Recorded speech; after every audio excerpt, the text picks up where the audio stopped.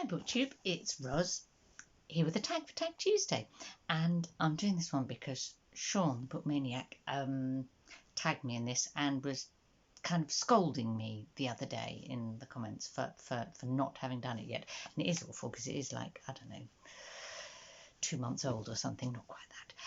And the tag was originally by the wonderful Jason of Byways in Bookland, and he came up with it whilst queuing for the supermarket. So it is the supermarket shopping book tag. Really varied questions. So I just had to keep tagging my hair behind my ears because this is the whole lockdown, can't get your hair cut problem. So apologies for that. I'm just conscious I keep fiddling with it. Question number 1. Lists. Before going book shopping, including virtually, do you have a list? Really good question. No. If I go to a real bookshop, remember the days when you could go to real live bookshops with actual books in them? Oh, what joy. Whether that's sort of new books or second-hand books, I don't tend to go with a list because I'm generally going to browse and be inspired, and or I've popped in there because I've got a little bit of time to spare on a journey, and yeah, so no list unless I give, if possible, I give books as presents, and so then I'll have a list, but that might be the list of who I'm buying for rather than the list of what I'm going to buy. On the other hand, virtual book buying, buying books online, I do have a list for, because basically I have like a kind of a Goodreads TBR, and that's like my list, and yes, it's like, books I want to read, things I hear about and think, oh yeah, I must remember, and that one, because I subscribe to, I don't know, like I get a daily email from something called BookBub. There is ebooks that are cheap.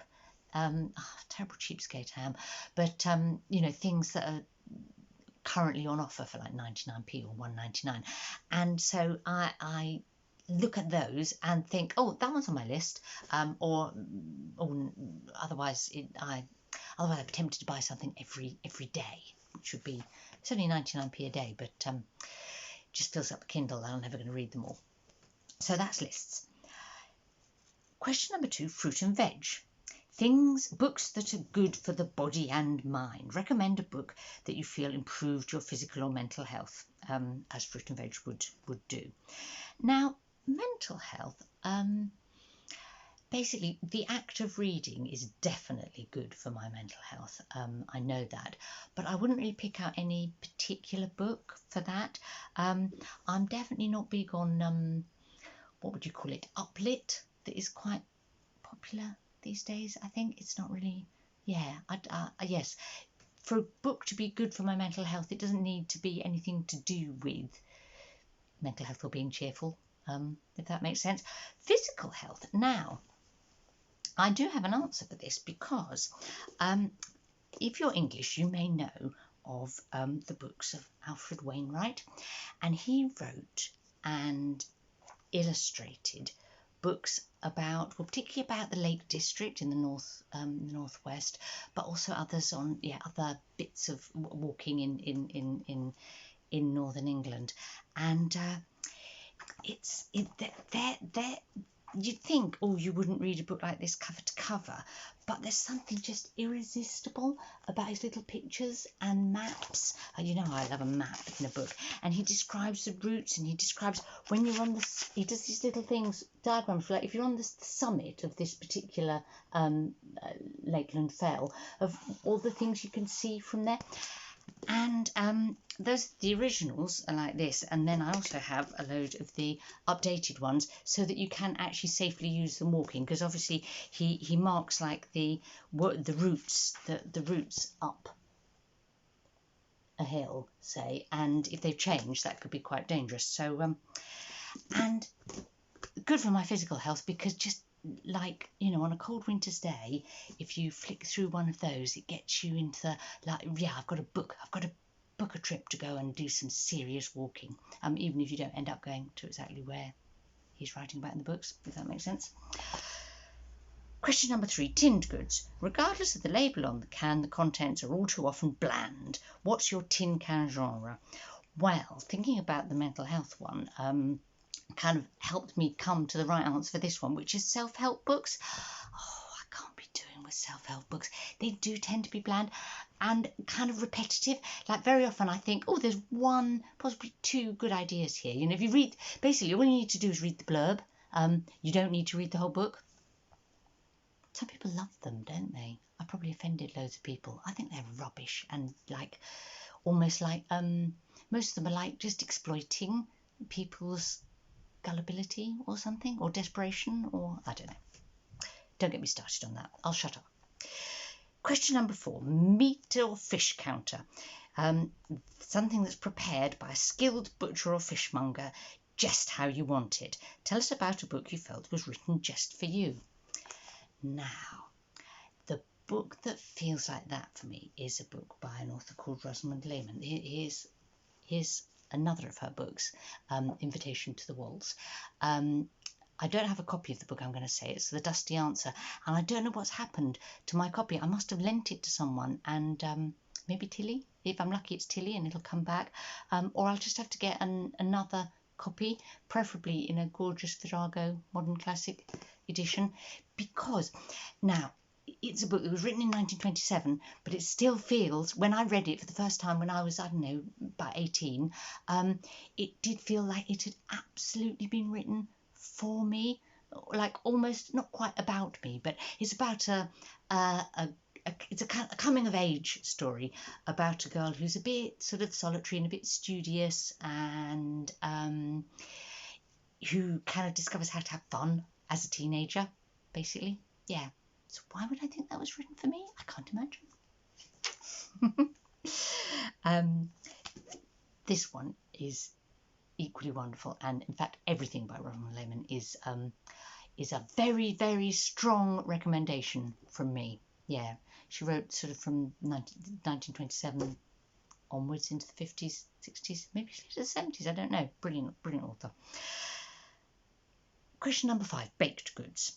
Bread is a staple for many around the world. Who is an author you can easily digest at any time of the day?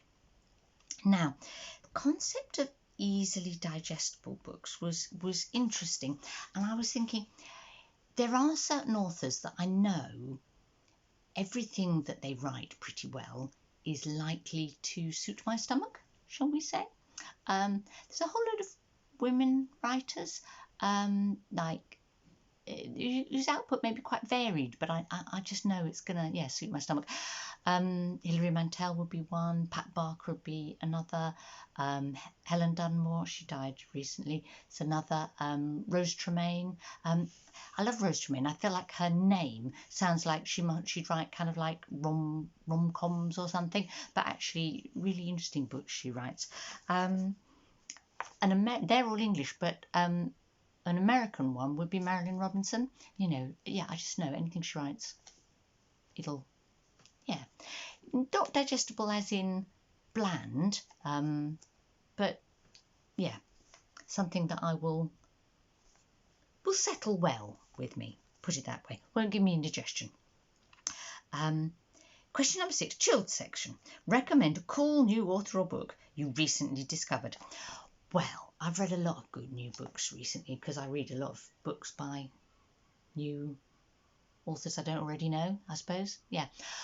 But the one I'm going to pick for this is Olga Tokarczuk, and that's because I think she meets my definition of cool. Yeah, she's a cool author because she ploughs her own furrow, does Olga. I've only read 2 of her books because they're the only 2 that have been translated into English so far, and yeah, she's sort of no compromises. She writes the book she wants to write, and they're always, like, both of them have been very different and fascinating and beautifully written, but yeah, pleasantly odd as well. I like that. Prompt number 7, frozen section. Tell us about a book that gave you the shivers. And I had to think about this a bit, because like you first thought it's like horror or something, and I don't read that kind of thing. But then I thought of a book that absolutely did give me the shivers, and that's by Vaddey Ratner, and it's In the Shadow of the Banyan. And boy, that is a good book. It's Vaddey is Cambodian. She now lives in America because she fled it with her family.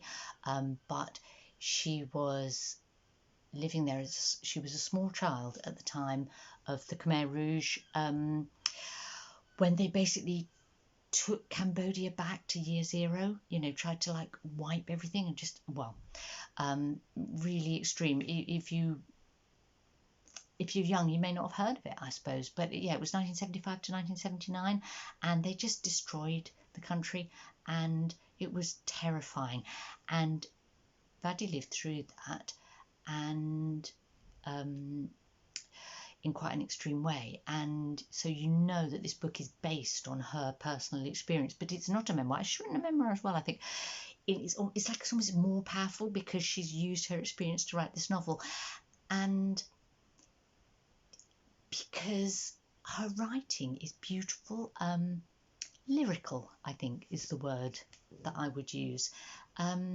So she takes that terrifying, truly terrifying experience and terrifies you as she writes about it, but yet she finds kind of some kind of beauty and hope about Cambodia in it.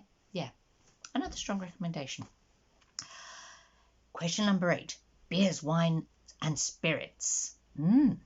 Name, which of course can only be bought by adults.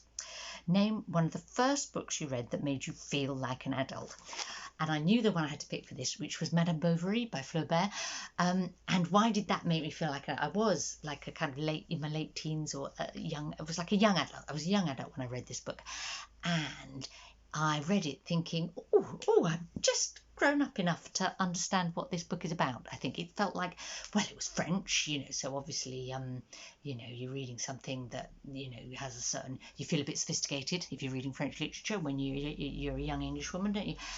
But because it had, you know, theme about marriage and adultery, and yeah, I don't know if I'd feel the same way about it if I read it now. I wonder, maybe it's one that I should reread and see. But yeah, certainly made me feel grown up at the time.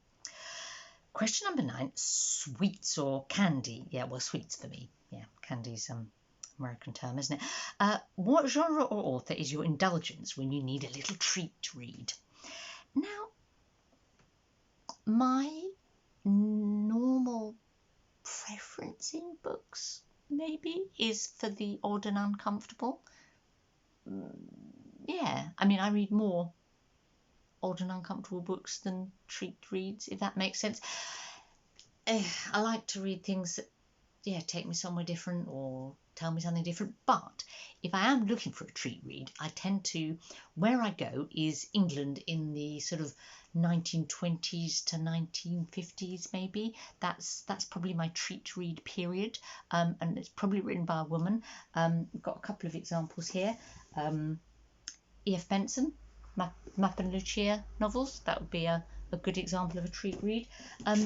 Something by Nancy Mitford. Yeah. So yes, obviously I head back into some sort of English middle class white pre this World War II kind of era for my little indulgent treat. Yeah. Question number 10 is the magazine stand. If you read magazines or journals regularly, share some titles with us. And Jason, in his original for this tag, came up with some really interesting things that he reads, because he has some sort of bizarre tastes in magazines, and you know, but it's a bit of a touchy subject in this household. Okay, so I will speak quietly now, so that I'm not overheard, says she, about something she's going to put on the internet. But Steve, my husband, unfortunately, he doesn't watch my YouTube videos. He has a bit of a magazine habit, you know, like addiction, and he constantly buys magazines. I don't understand why, and why he needs to read so many, and why so many of them are about like music, you know. It's like, do you really need to buy Record Collector and Mojo and, oh, well, yeah, loads. And so on principle, even if he buys interesting magazines, I can't read them because, you know, I have to be slightly disapproving at the quantity of magazines that he buys. I get my own back now by buying the book bub cheap book recommendations, and I think, well, I can buy at least 3 books for every magazine that he buys if they're 99p each. My books. So there you go. Don't tell Steve. Don't tell Steve. Whatever you do. So that was all the questions. Then number 11 is checkout. Time to go home and unpack. Tag some shoppers on their way in. So who shall I tag? I'm going to tag Alex of what page you are on, because he is my most recent subscription. I subscribed to him earlier today, the day that I'm recording this, not Tuesday, when I'm going to put this up. I'm going to tag Josh of Literary Gladiators, because the next tag I'm going to do, I think, is his pie tag, which Alan tagged me for. I'm going to tag the lovely chaps at Codex Cantina, because I'm doing Light in August with them and Brian and Alan. I'm really enjoying it. And I'm going to tag Jason of All Blues Chapter and Verse, because he doesn't seem to be doing many tags at the moment. So yeah, maybe I can inspire him. I think he's in a bit of a booktube slump, but this is one where he can just think back to old reads, as it were. And finally, I'm going to tag Carol T. Reads, because she, I think, is the newest channel that I'm following at the moment, because she started it in July. So, and what the kind of things she reads might be quite different from me, but this is the kind of tag where the questions, anyone can answer them, can't they? So there you go. And anyone else who fancies it, obviously. But a lot of the booktubers I know have already done it, I think, which is lovely because it's a good tag.